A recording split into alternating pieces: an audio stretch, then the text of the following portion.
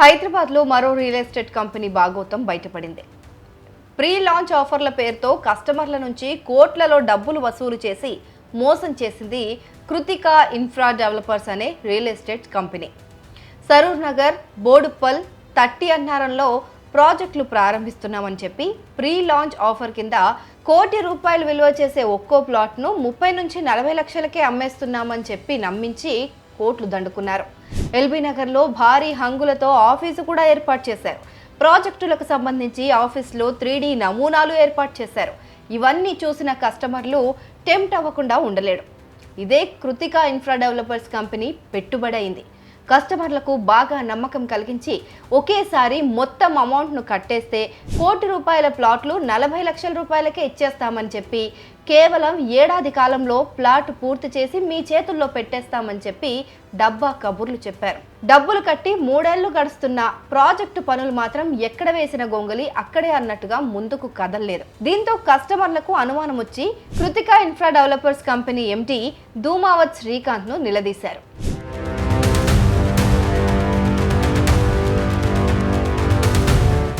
ఒక్కొక్కరిగా వెళ్లిన కస్టమర్లకు మొదట సర్ది చెప్పి, ఆ తర్వాత బెదిరించి, ఆ తర్వాత బౌన్సర్లతో భయపెట్టి కాలాన్ని నెట్టుకుంటూ వచ్చాడు శ్రీకాంత్. అయితే ఆ తర్వాత బాధితులంతా ఏకమయ్యారు.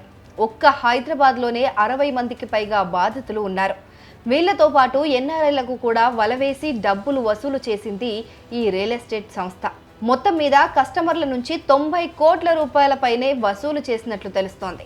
ఒక్క సరూర్ నగర్, బోడుప్పల్, తట్టి అన్నారం ప్రాజెక్టులకు సంబంధించే కస్టమర్ల నుంచి 20 కోట్ల రూపాయలు వసూలు చేసినట్లు బాధితులు చెబుతున్నారు. తమ డబ్బులు తమకు వెనక్కి ఇచ్చేయాలంటూ గత 10 నెలలుగా పోరాటం చేస్తూనే ఉన్నారు.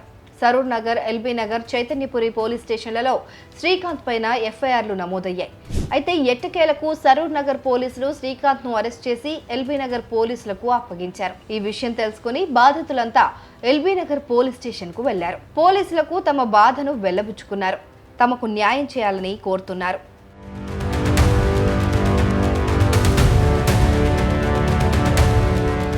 అందరికీ తెలియాల్సిన విషయం ఏంటంటే, ఇలాంటి బిల్డర్స్ ఒకరు ఇద్దరు కాదండి.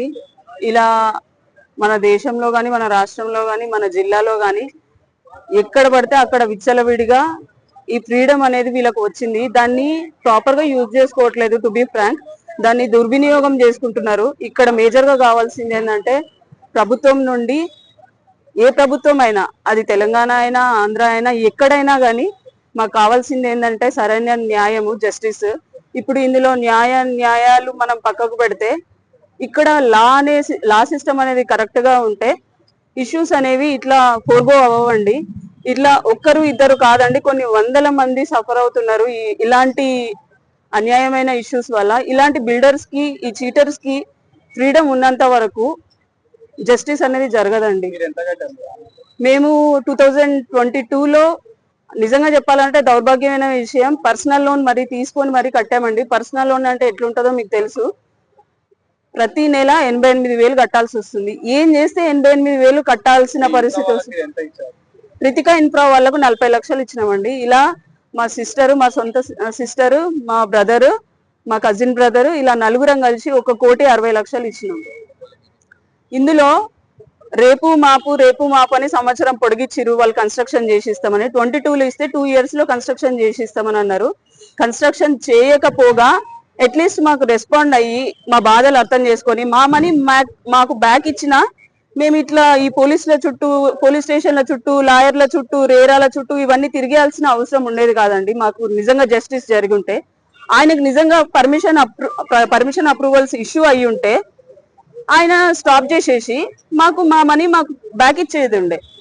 ఆ మనీ బ్యాక్ ఇవ్వకపోగా మాకు చాలా చిత్రహింసలండి. బౌన్సర్లను పెట్టి ఇష్యూస్ చేసిండు, బెదిరించిండు. మీరేం చేస్తారో చేసుకోపోరు అని అన్నాడు. మా డబ్బులు, మేము కట్టిన డబ్బులు మాకు తిరిగి ఇవ్వడానికి 3 ఏళ్ళు 4 ఏళ్ళు ఏందండి? ఎక్కడికి పోతుంది ఈ సమాజం అనేది మాకు అర్థం కావట్లేదు. ఎక్కడ చెప్పుకుంటారో చెప్పుకోండి అని అన్న మాటలే గాని, నిజంగా ఆయన సదుద్దేశంతో చేసి ఉంటే ఈ రోజు మేము ఇక్కడ నిలబడి ఇలా మా బాధలు చెప్పుకునే వాళ్ళం కాదండి. ఇంకొక విషయం ఏంటంటే, ఎవరిని ఏ మీడియా వాళ్ళు వచ్చినా, పోలీస్ స్టేషన్లు వెళ్ళినా, ఎక్కడ వెళ్ళినా తిరిగి వాడు ఇచ్చే స్టేట్మెంట్స్ ఏంటంటే, లేదు సార్ నేను వాళ్ళకు సగం మందికి ఆల్రెడీ సెటిల్ చేసిన, వాళ్ళు కట్టిన దానికన్నా డబుల్ అమౌంట్ వచ్చింది అని మాట్లాడతాడు. కానీ అది సరైన అంటే ట్రూత్ అంటే నిజమైతే కాదండి. వాడు అన్ని మాటలు ఏంటంటే ఎదుటి వాళ్లకు డైరెక్ట్ గా నో అని చెప్పకుండా, లేదు మేడం, లేదు సార్, నేను చేసిన సార్ ఆల్రెడీ అనే మాట్లాడతాడు తప్ప ఎప్పుడు కూడా నిజాన్ని నిర్భయంగా ఒప్పుకునే వాడైతే ఇట్లా మోసం చెయ్యడు. మేము నిజంగా ఇచ్చుంటే వాడు కన్స్ట్రక్షన్ చేయలేదు కాబట్టి ఆ డబ్బులు ఎక్కడ పెట్టిండో చెప్పాలి కదండి. లేవు అని అంటాడు. ఇండివిజువల్ గా వెళ్ళినాము, గ్రూప్ కి వెళ్ళినాము, ఆడవాళ్ళు వెళ్ళిరు, మగవాళ్ళు వెళ్ళిరు, అందరూ కలిసి వెళ్ళిరండి. ఇప్పుడు ఏం చేస్తే మా డబ్బులు మాకు తిరిగి వస్తాయో మాకు కావాలండి.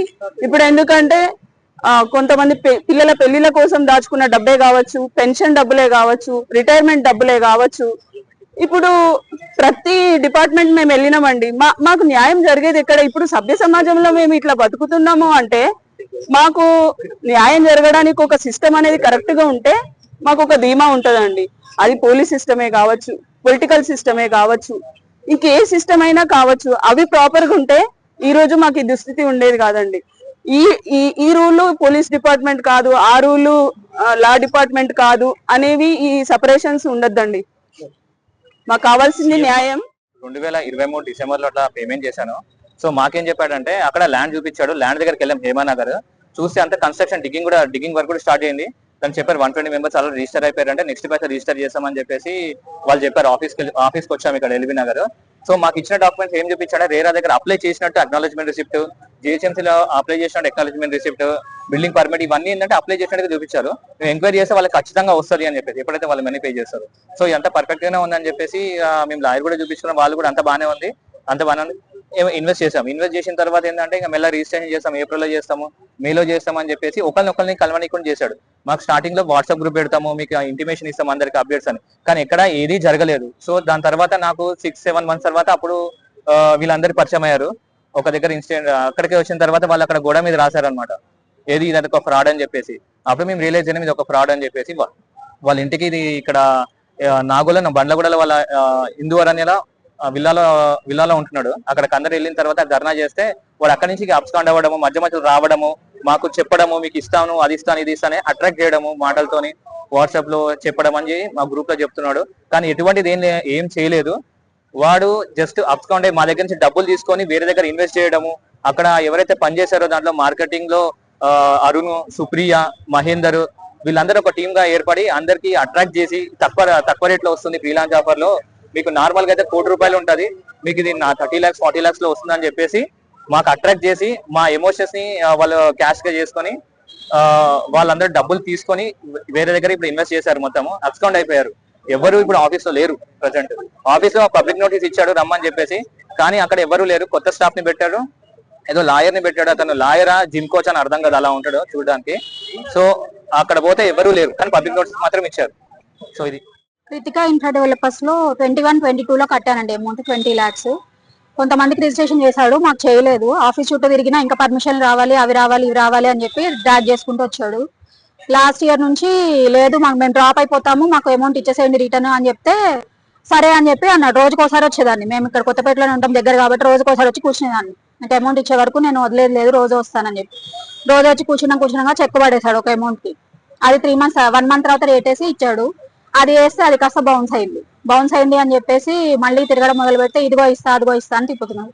తర్వాత ఇలా గ్రూప్ ఒకటి ఉంది అని చెప్పేసి ఇంకా నేను వీళ్ళతో పాటు జాయిన్ అయినా. అప్పుడు ఎవరు ఏం తెలియదు నాకు, ఎవరున్నారు, ఎంతమంది కట్టారు, ఏంటి అసలు ఒకళ్ళు వస్తే ఒకళ్ళతో మాట్లాడించేవాడు కాదు. అందుకని ఎవరు ఏంటి అనేది ఏం తెలియదు. సో ఇప్పుడు బోడుపల్లి 2157 నెంబర్ దానికి కట్టాం మేము అమౌంట్. సో కొంతమందికి రిజిస్ట్రేషన్ అయినా మేము అందరం అన్రిజిస్టర్డ్ వాళ్ళు. నేను ఎస్ఎఫ్టీ పరంగా తెలుసండి, 993 ఎస్ఎఫ్టీ మేము తీసుకున్నది ఫ్లాట్ అయితే, గజాలు అనేది ఐడియా లేదు నాకు. కృతికా ఇన్ఫ్రా డెవలపర్స్ అని 2020లో స్టార్ట్ చేసినండి. హేమనగర్ బోడుపల్లిలో ఉంది. దీనిలో ఒకరికి తెలియకుండా ఒకరి దగ్గర లక్షలు కోట్లు వసూలు చేసిండు. దగ్గర 90 కోట్లలో కొంతమందికి అంటే ఉన్న ల్యాండ్ ని 110 మందికి యూడిఎస్ చేసి వదిలేసిండు. దాని తర్వాత మేము దగ్గర ఇప్పుడు తెలిసింది 60 మంది ఉన్న విక్టిమ్స్. ఎవరికి కూడా న్యాయం చేయమంటే వాడు ఇక రేపు ఎల్లుండి 2 నెలలు అని చెప్పి ఇప్పటి వరకు తీసుకొచ్చిండు. ఇన్ని సంవత్సరాలు అవుతుంది. ఫస్ట్ ఎఫ్ఐఆర్ వచ్చేసి సరూర్ నగర్ లో 2004 9th month 2004 లో ఎఫ్ఐఆర్ అయింది. 24లో ఎఫ్ఐఆర్ అయింది. 25 లో 8th month లో నుంచి స్టార్ట్ 5th month లో ఒక ఎఫ్ఐఆర్ అయింది ఎల్బీ నగర్ లో, తర్వాత చైతన్యపురిలో 2 ఎఫ్ఐఆర్లు అయినాయి, మేడిపల్లిలో ఒకటైంది. డిఫరెంట్ పిఎస్ నుంచి ఎఫ్ఐఆర్లు అయినాయి కానీ ఇంతవరకు అరెస్ట్ కాలేదు. Last Friday SOT Saroor Nagar వాళ్ళు అరెస్ట్ చేసి ఎల్బీ నగర్ పిఎస్ కి హ్యాండ్ ఓవర్ చేసిండ్రు.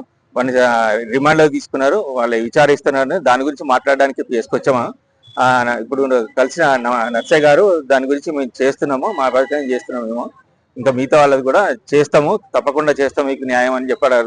ఎందుకంటే మిగతా వాళ్ళని ఎందుకు అరెస్ట్ చేయలేదని అడగడానికి వచ్చినాం. యాక్చువల్ గా మేము 60 మంది అండి, 60 మంది దగ్గర 20 కోట్లు దగ్గర 20 కోట్లు ఉన్నాయి 60 మందికి కలిపి. ఒక్కొక్కరి దగ్గర ఎమ్యూనిటీస్ కూడా రిజిస్ట్రేషన్ ఛార్జెస్ కూడా వసూలు చేసి ఇంటికి పోయి కూర్చొని వసూలు చేసుకొచ్చిండు వీడు వీళ్ళ ఫాదరు, వీళ్ళ భార్య, ఇంకోది సుప్రియ అని ఉన్నది, అరుణ్ గాడు, డిఫరెంట్ ఎవరికి దొరికితే వాళ్ళంతా దండుకొని వచ్చిండ్రు అనమాట. దాని గురించి న్యాయం గురించి మేము కొట్లాడుతున్నాం. అతని పేరు ధూమావత్ శ్రీకాంత్, ధూమావత్ గోపాల్ తండ్రి, భార్య పేరు రాధాబుక్య, తమ్ముడు శశికాంత్. వీళ్ళు నలుగురు ఒకటే కుటుంబ సభ్యులు. తర్వాత పిల్లి సుప్రియ, వాడు సెకండ్ తెలియదు కానీ పిల్లి సుప్రియ, తర్వాత మహేందర్, అరుణ్, వీళ్ళంతా ఒకటే గ్రూప్. వీళ్ళందరూ కలిసి అందరి దగ్గరికి వెళ్ళి వసూలు చేసినాం బాబత్ అనమాట. దగ్గర 20 కోట్లు. ఈ ఆఫీస్ కూడా ఎల్బీ నగర్ లో 2 ఫ్లోర్ల ఆఫీస్ తీసుకొని డివిడెండ్, బ్రిటిష్ వాడు చేసినట్టు డివిడెండ్ రూల్ గా 3rd ఫ్లోర్ లో క్యాబిన్స్ కట్టి ఒకరికొకరికి అంటే మాట్లాడడానికి కూడా వీలు లేకుండా చేసి వాళ్ళ దగ్గర ఒకరిని కాపలా పెట్టి వీడి ఈ విధంగా ఫ్రాడ్ చేసిండు. ఇప్పుడైతే రిమైండ్ అయ్యిండు. మరి మాకు న్యాయం జరగాలనేది కొట్లాడుతున్నాం బాగా. ఇప్పటి వరకు ఇది జరిగిన విషయం.